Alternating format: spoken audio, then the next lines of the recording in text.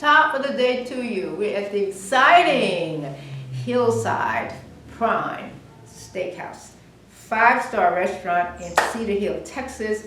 And we've got this special guest going on. We're going to talk a little bit about Frederick Douglass. But Fred, you know, he knows everybody across the continental United States. Do you know this guy? You know Breedlove? Yes. Oh, Mr. Yes. Breedlove. I had the pleasure of meeting Mr. Breedlove about 10 years ago with General Dix and Tito Jackson for an event that was going on that you had us participating in, and I had a chance to meet Mr. Breedlove, the author, Mr. Breedlove. That's right, he's written a book too. He's written a book. What is he going to talk about that tonight? I think he might infuse it with Frederick Douglass' famous speech about 4th of July to the American Negro slave. And so his book was entitled, we call them the N-word, or you can just call me the N-word, but it was really provocative. Our guest is an Air Force pilot. We're going to take a little bit of a break. We're going to come right back with Fred Jones, James W. Breedlove, and an evening with Frederick Douglass in the speech of July 4th, 1852. Yes. Don't go away. This is our Frederick Douglass evening. We have not officially started it yet, but my friend in the beautiful dress is Ebony Jackson. You have been to his house? I have. A few years back, a great group of friends and I decided to go to DC celebrating, and this was an option for us to tour his house. So we went not realizing how impactful the space was. We toured through. What do you mean? Is the space big, luminous, what? Oh. There's so many amenities of life that we don't consider that was not present growing up in such a modernized society. Going into each room, standing on the wood of the floors where the plight happened, not it being so far off. Like the struggle was in this room, in this very room. And seeing all the things that they did not have in those rooms, what the washroom looked like, that the restroom was not existent. They had bowls that they used and slop jars and all of these things that we don't think about when we think about history, close history. And you were just walking through these homes, or walking through this home with Frederick Douglass with a guide. Yes. And looking everywhere. Yes. And what was beautiful is they gave us a moment just to go through and told us how to govern ourselves when we go in the rooms because of the artifacts that were in the rooms. And just to know that you wake up in the middle of the night and you're married to this man and he is powerful and he's speaking against racism and you have to go to the bathroom. You cannot leave out of your house. So there are provisions made for you. And then you have a room that you don't go into because his other wife used to live in this room, and all the little things about the intricacies of his life are still present and preserved, and people are giving effort so that it can be relatable and it doesn't have to be hearsay. You can go and experience it for yourself. It's the Frederick Douglass Show. We're sitting around his speech, July 4th, 1852. And this is Ebony. She's going to be right back. Don't go away. Thank you. That we want to acknowledge. If you notice the exhibit, this lady brought in pictures of Frederick Douglass. Her name is Donna Mitchell. We're going to ask her to have a word about her paintings, what the significance of them. Another thing I can get out of my head is what Dr. Jones has said. The year was 1852. They invited him to speak. And he said that in front of 1852. This darling lady, Mr. Breedlove, is Donna Mitchell. Donna? Thank you so much. Remember, I was only 34 years Right. old.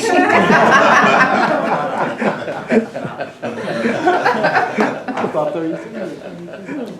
Hello, everyone. My name is Donna Mitchell. Thank you so much, Esther Davis, for this opportunity. It's always an opportunity to speak and present my artwork in front of scholars, leaders, trailblazers in the community. So I would like to present Frederick Douglass. I have a collection of my historians in my life, and Frederick Douglass was one of them. To me, he represented strength, he represented power, and so as I was drawing it, that's what I felt, strength and power, and to keep that going, because they're taking the history out of our schools for our children, so we have to keep it going in the community, and with hopes that our children would see it. And so through art is my expression of expressing my history and hoping that the young ones and the younger generations would see it, and they would keep it going as well. So when I drew these two pictures, it was reminded of, you look at his face, his structure was strong. His structure was like strength and power. The white hair meant wisdom, and so it was just, I chose to do it on black canvas with white acrylic and white oil because I wanted to try the difference in both. You probably can't tell the difference unless you feel the texture, you'll see the difference. So it was exciting to do this, and when I did this particular piece, I did this one in 2021 when the world shut down. Well, the world shut down like 2020, but it was still sort of kind of closed. And so everyone was going through that Great Depression and didn't know what to do. And then you had George Floyd, then got killed, and then a lot of things happened. So it's like, what can I do to be a voice? What can I still do to just exist? Because there's so much happening and so much pressure up against the black people, particularly to me, the dark complexion. So I wanted to specifically put it on black canvas because black is power, black is strength as well.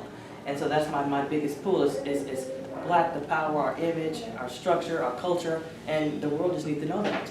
And so I don't really see too many other black canvases with white, hoping that it is like a milestone of the road. But I did this in 2021, and the remarkable part about this was, when I put it together, it was for the speech. I said, wow, he did a speech for July 5th, and I was reading it, and I said, let me use my talent and my gift. And it's not for me, it's for someone else. So let me just use it. And let me just play around with it and see, because I haven't drawn in a while. So I started on a Monday. And at Wednesday, I said, let me see if you have some existing family members that's left. So I started searching the website, and I found that there was Frederick Douglass Foundation. And I think it was located in New York or California, somewhere upstate. It's in Washington, D.C. Is it in Washington, D.C.? Yes. So when I found it, I left a voicemail. And I noticed it was a relative of his. I think it was a cousin or a nephew, great, of course. And when I read it, I left a voicemail. I said, well, I know you're probably, the regular, I know you're probably not going to call me back. I know y'all busy, but I hope that you do. Because I just want you to know I'm sitting here painting literally a picture of Frederick Douglass. And so I really hope that you call me back. I want to share this great excitement because I feel power when I'm doing it, right? And so they didn't call me back. And so I said, well, they didn't call me back today, so I'll finish painting it. So I wrapped it up that Friday, and I received a phone call. And when I received that phone call, I looked down and said, I don't remember the number. Oh, it was a 4 or something. And I remember from a couple days ago, did I call somebody from that number? I felt something. So when I answered the phone, she said, I'm Nettie Douglas, can I speak to Donna Mitchell? I dropped the phone. I just dropped the phone, stopped breathing. I said, and I was home by myself. It's like, oh my gosh. I went to the window and said, like, see somebody? I was going to holler help. It was like, that person's supposed to be dead. But come to find out, Nettie Douglas was, but her daughter was named after her. She was still here. And when we talked, we had a great conversation. It went on for like 2 hours. And I became a reporter, right? I'm asking 1,000 questions, like, what is it like to have a, I said, who are you, by the way? Connected to him. She said, he was my great grandfather. I said, only 2 greats? Wow, that's how close. That's just how close. And to even know there was still somebody living, she said, I am the only one still left named Douglas. I said, I need to meet you. I really need to meet you. I mean, you know what? I'm just stuttering over it, sounding crazy. It's like, oh, let me take a breath. I'm talking to her. So I was trying to find another phone and record what we were saying. So then I was challenged with that, trying to record what we were saying. And so where's that phone at, But it was just, it was just a remarkable moment of my life just to hear history. Just to talk to someone that was in his bloodline. And that was powerful. That was powerful. I felt like I was rich. When I hung up the phone, reality is back. But, thank you, they're beautiful. They're beautiful. Yes. And she brought them in tonight. I went to her exhibit and asked her to bring them for Mr. Breedlove. And she did. Thank you for coming. Thank you so much. Thank you. Appreciate it. And they're for sale. I think she'll tell you. Oh, they're going to be here for a minute. All right. I'm going to ask Pastor Willis to please have a word. This is the discussion part of the evening. So we've had the entire 1852 speech, which is thunderously still resounding in my head. The other guest is Pastor Willis. Real quick, you know, my boss just turn this way, I can see it, because I got good eyes. We're introducing ourselves, so. Yes, I am the Good. Pastor Gregory Willis of Davis Chapel, Mission Baptist Church over in Oak Cliff, Texas. And we're celebrating our 52nd church anniversary this month. And one of the things is just about serving the community and making sure the community knows what the church is here for. One of the things that me and my team want to do in this climate that we're in is get the church back to being what it used to be. And that used to be focal point of information and the focal point where you could gravitate to hear these type of speeches and get this type of knowledge, and so we can be the beacon of light that we need to be. And we can't be the beacon of light we need to be by just only being one-sided and wanting to read the scriptures and teach all the spiritual stuff. We got to teach our followers to be observant of all things, because all those things are going to affect your life.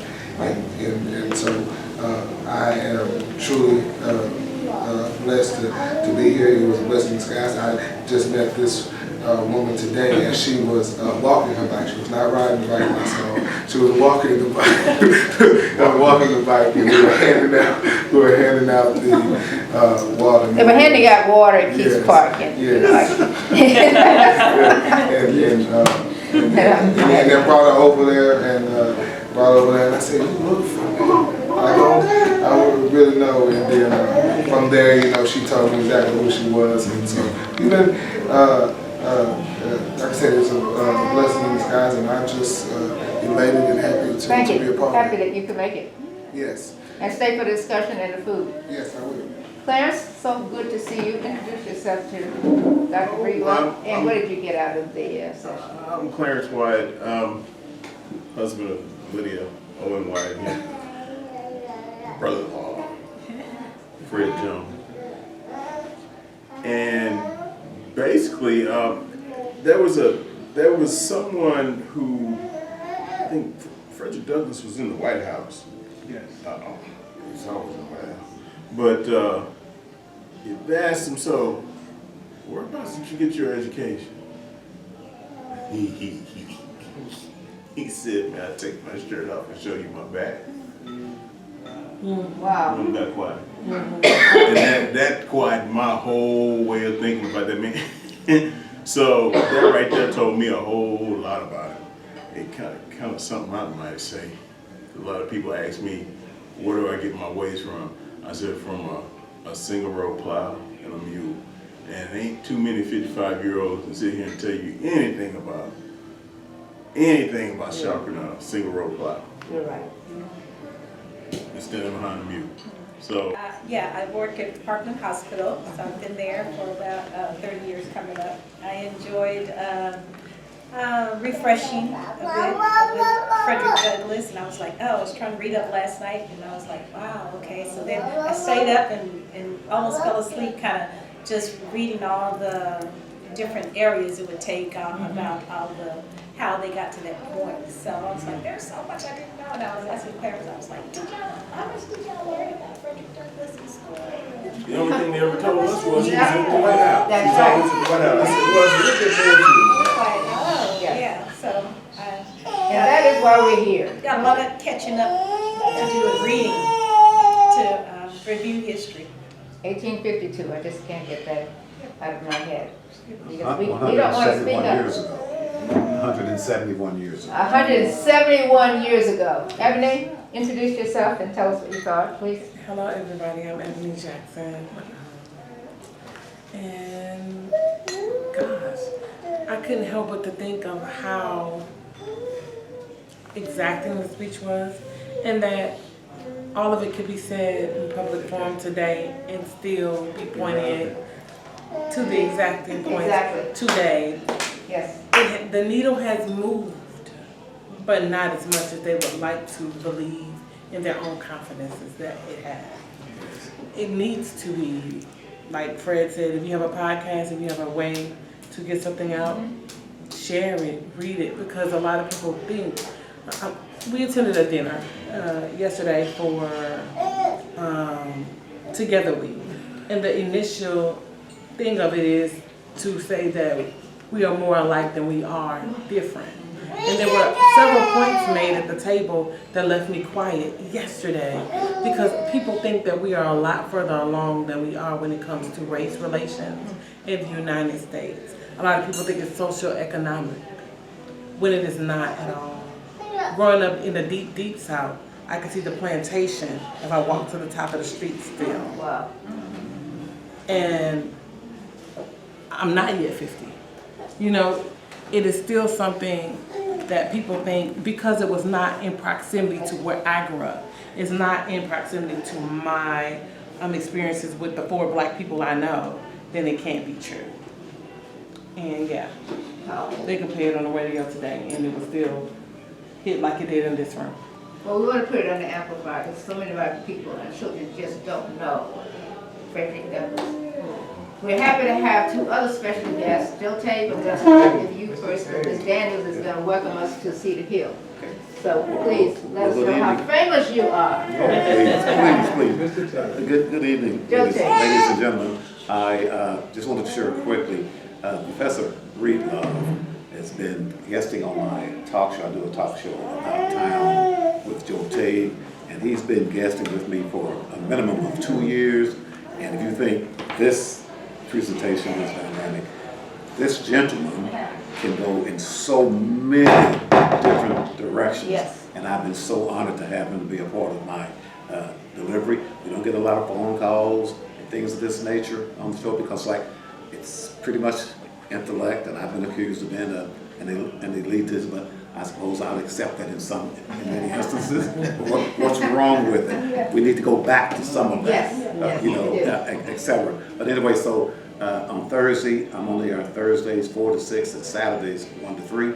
So we began part 1 of this presentation on Thursday, and then we concluded today, and I abbreviated because this was coming up at 5, and my show was then at 4, I think. But anyway, but I'm just honored to be here, and I'm awestruck, and I'm a retired school teacher, and I'm going to continue as long as I'm breathing, Jones, to put out there to the young folks and old folks alike where we need to be in terms of being aware of who and where we are. One thing else quickly, Professor Breedlove shared, I think maybe Thursday or the week before, that if we don't know where we're going, how will we know when we get there?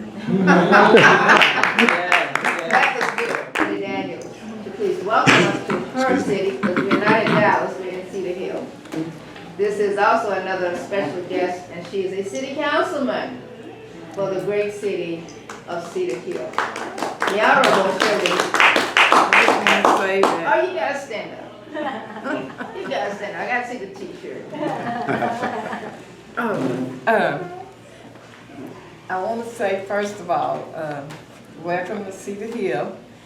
I was headed in one direction, but when Mr. Tate told me that Mr. Breedlove was speaking on Frederick Douglass, I said, well, ask Ms. Davis, can I come? You know, this has been my life down through the years as being the fighter on every organization that I've ever served on. Sometimes I feel like I'm the Lone Ranger with the issues that I stand up for, but I don't mind.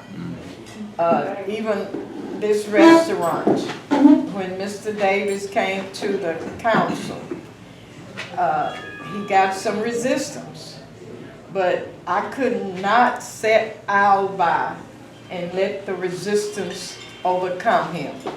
So I immediately started campaigning for him to come to Cedar Hill. And I tell him all the time, you know, I just wanted to dash some water on some of my councilmen when the terminology that they were using against him. And I could not sit out by because I came up in the 70s where we had to protest, march, do whatever. And I tell these young people, if they did it in the olden days, why are you all standing by like, why we have to do this? You saw what happened in the olden days. You read what happened in the olden days. And like Frederick Douglass, these people were not afraid to stand up for what was right.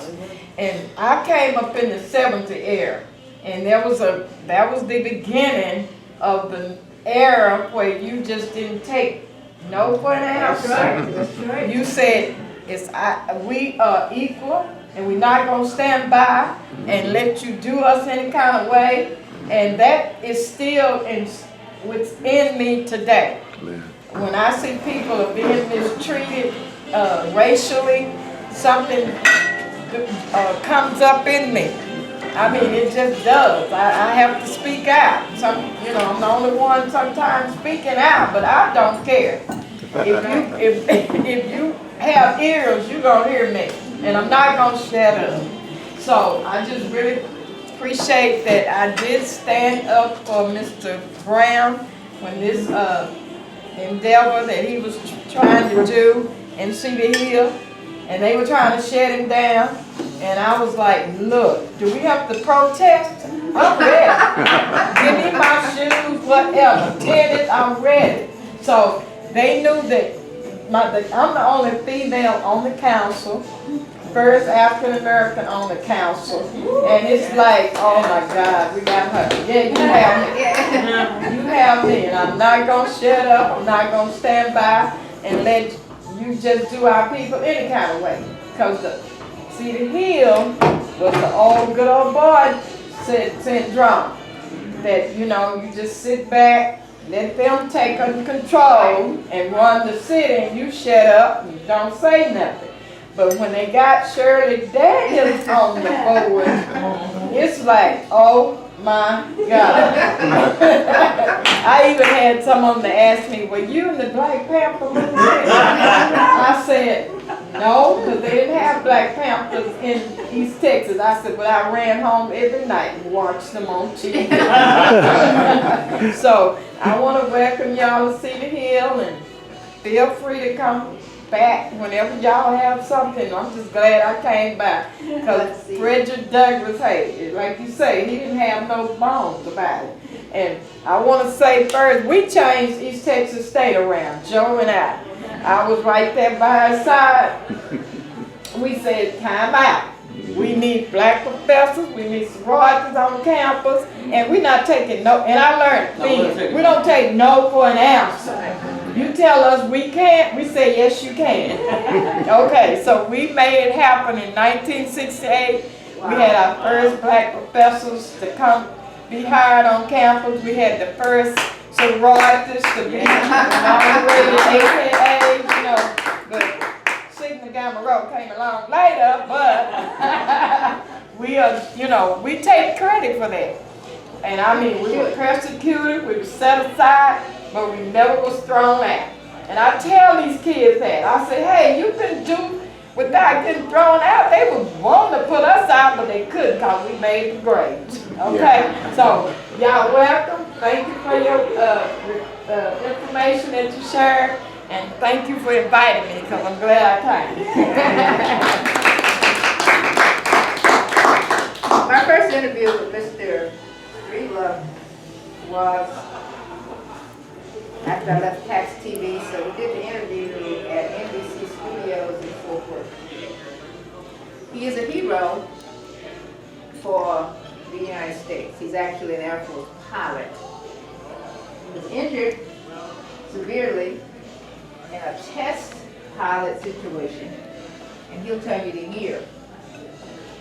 Had more than 30 surgeries and was in the VA hospital for over 2-3 years.